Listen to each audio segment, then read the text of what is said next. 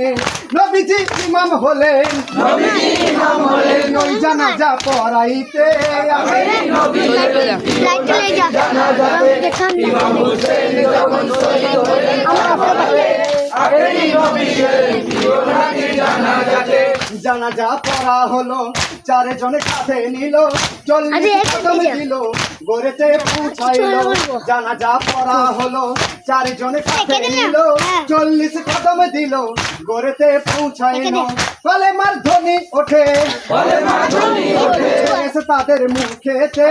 আখেরি নবী এলেন প্রিয় নবীর জানাজাতে ইমাম হোসেন যখন শহীদ হলেন কারবালাতে আখেরি নবী এলেন প্রিয় নবীর জানাজাতে বিসমিল্লাহে আলা লিল্লাহি রাসূলুল্লাহ করেছেন পাক জবানে তেরে আলী মাওলা বিসমিল্লাহে আলা লিল্লাহি রাসূলুল্লাহ করেছেন পাক জবানে তেরে আলী মাওলা কবর হলো উজালা